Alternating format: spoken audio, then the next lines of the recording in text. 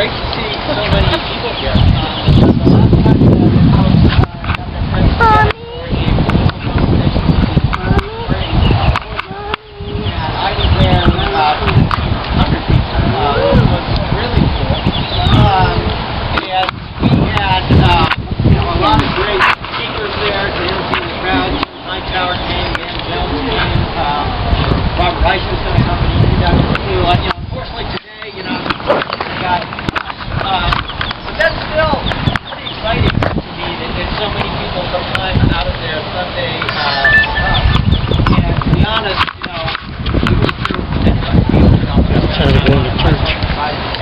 What's that? It's kind of time going to church.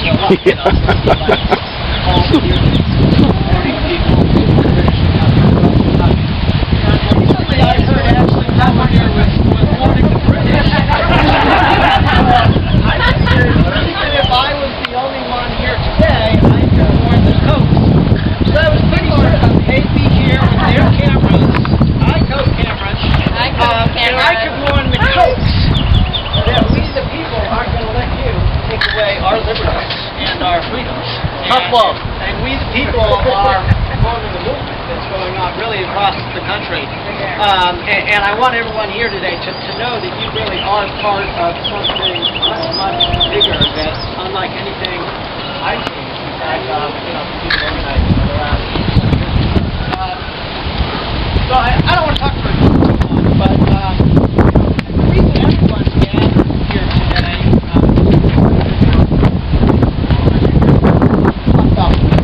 is liberty. So I thought maybe we should talk about freedom a little bit.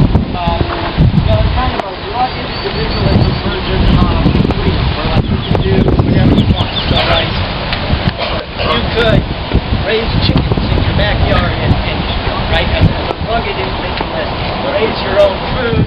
No, I couldn't really raise dairy cattle in my backyard to make the cheese, and so on and so forth. So I find personally I can have more freedom if I work with other people, right?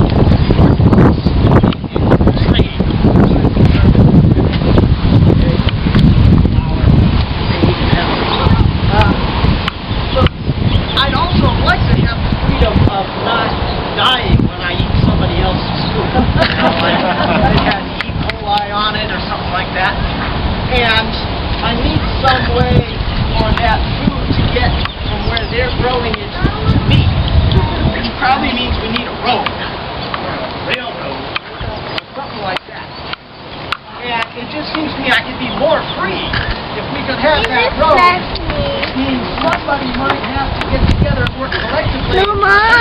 Somebody's land for a government taking the road. Good for you. I can have the freedom and engage in a free market economy, right? So, from where I come from, I can have a lot more liberty if we work together.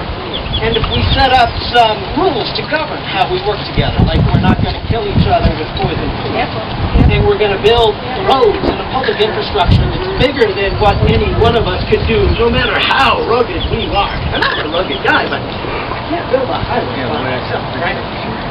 So, they're different ideas. You can live on chickens, or if you are rich enough to own your own ranch and raise your own beef, I guess you can make your own pizza individually. But for most of us, if we're going to be free to eat what we want to eat and live the prosperous lifestyle that we want to live, we're better off doing that together. And that's, I think, the core difference of opinion, at least that I have with the Koch, They're kind of an anarchist version of no government, no rules. For me, that's less freedom. I'm going to have a more prosperous lifestyle if we work together. And sometimes I might not even want to make my own pizza. I'd like to go buy it, right? Like maybe I'd want to go to Godfather's. It's a great place. I'd like to be able to shop for pizza without thinking about whether or not somebody's going to take my money and use that to spend on things that I don't need.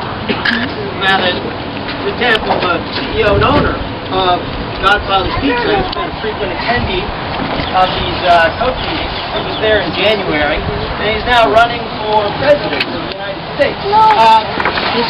I feel less free if I have to figure that out when I'm going around shopping for pizza. It's not like it's on the menu, right? So how would I even know as a consumer? Or maybe I'm going to eat at home and I'd like to clean up my mess. There's a guy named Lee Feng there, who we actually had out at Palm Springs, who probably knows as much about their political spending as anybody in the country, and it's not everything, because they do their damnedest to keep it secret. They're hiding up there. But those are three sources of information, and it's a good reminder that the political tradition of sort of muckraking journalism is back in America, and it's making a difference, because I think now most of America knows what's going on at these secret meetings, even though they don't want us to. And that's going to make it easier for people to evaluate when they hear somebody from the Americans for Prosperity or the Cato Institute or whatever quoted on the news. They go, okay, he's saying that, and that's going to make the Koch brothers rich. And it's not right. They don't have enough money as it is. These guys, collectively, they're the third richest people in America. And I guess it's not enough for them, and that's okay. You know, it's good. We're all about making money in America, right? But what differentiates political giving and a lot of even the philanthropy of the Koch brothers compared to others, both on the left and the right. There are lots of people on the left and the right. You know, there's George Soros, there's State, Coors family from here in Colorado, y'all across the border. But most of that giving, by and large, is done for a political agenda that doesn't necessarily have the same self-interest as they're giving. When they're giving money to deny climate change, and they're an oil company, there's a connection there. They also own Georgia Pacific, by the way, right? So they're probably one of the #1 deforesters in the world. Also impact on climate change. So that's a connection that voters need to know, and that's a big reason why we're here today and why we were there in Palm Springs, because I think it just helps people be better voters. And I think it also protects them somewhat as shareholders and consumers if they can at least find out where some of the money that they're giving is going from. Now, the other thing that I'd be remiss if I didn't at least mention is we don't know everyone who's ever gone to these Koch brothers meetings, but we do know one very important person who was at one a couple of years ago. His name's Clarence Thomas. And the interesting and important thing about that is, you know, most federal judges, they abide by a code of conduct that says they're not supposed to attend political fundraisers or partisan events. Well, these Koch meetings are political fundraisers.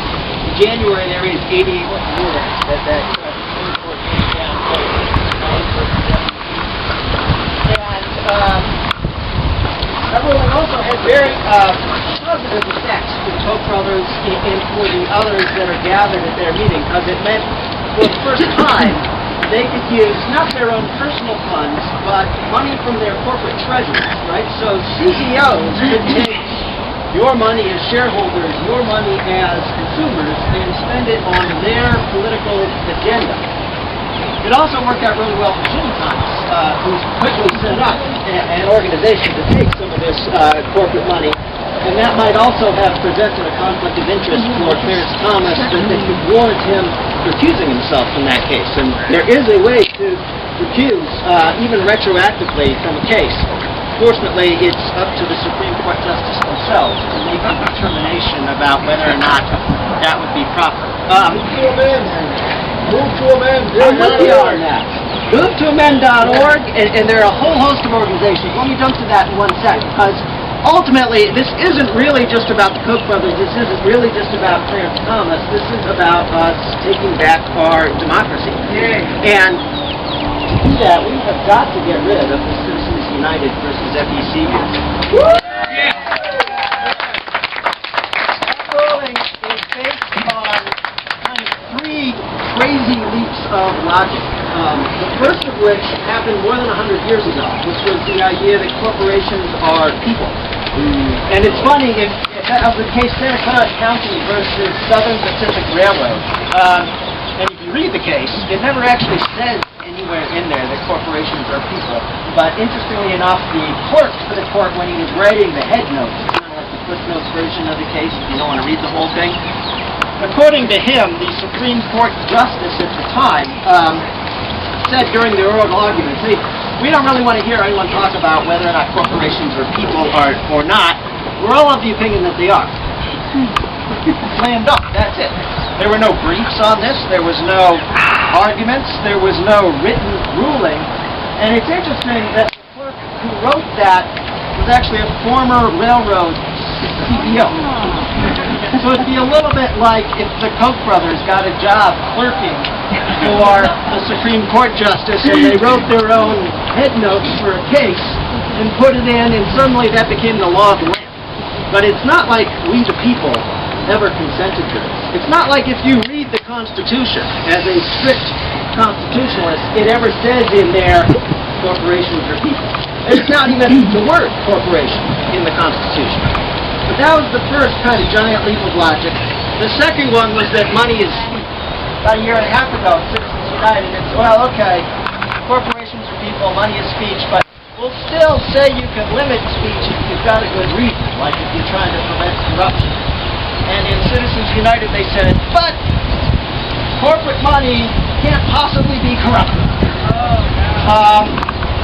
Again, there's not really any evidence to that. It's just sort of in our opinion, in the opinion of 5 justices, an unlimited amount of corporate spending in politics is not corrupting.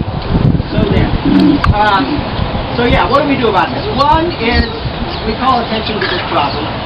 2 is we think maybe Clarence Thomas will recuse himself from this case and will be re-argued, sort of beyond our control.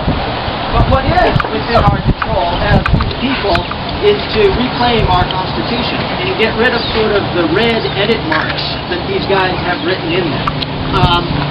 Move to amend, there's one organization that's doing that. Free Speech for People, another organization that's doing that. Public Citizens.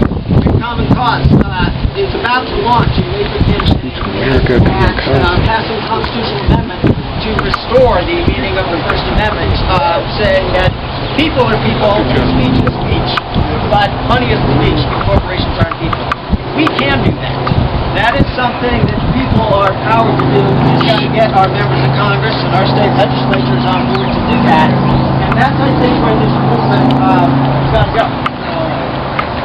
But for now, since we're not at a constitutional convention, we're just at a little bit of a rally, why don't we all move right over by the creek, and we'll be able to have right behind us the Ritz-Carlton, which I gather is a very nice place. I've never been there myself. Which one is the Ritz-Carlton? You know? It's up in that area. You can't really see it. It's around. Oh, it's up there? Oh, I thought we passed it on the way in for some reason.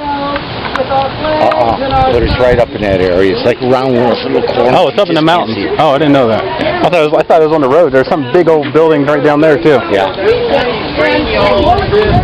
So what do you think about the rally?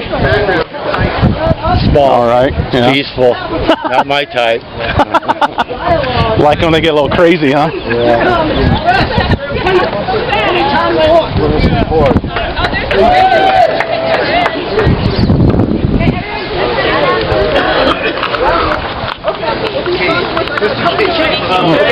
Right here, I'm going to be shooting from here to frame the lodge. So, all these folks over here,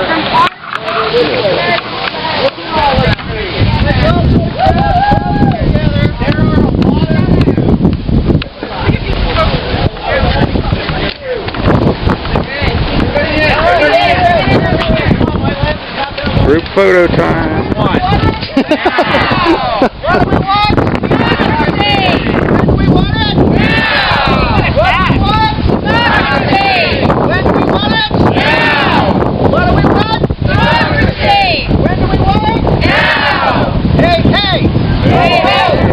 corporate money has got to go. Hey, hey. Ho, ho. Corporate money has got to go. Hey, hey. Ho, ho. Corporate money has got to go. Hey, hey. Ho, ho. Corporate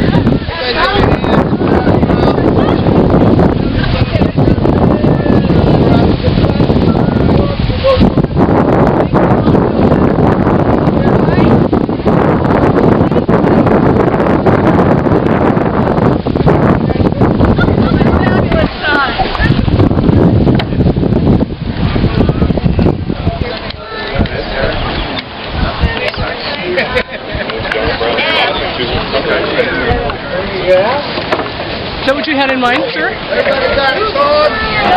Yeah. This is enough. This is great.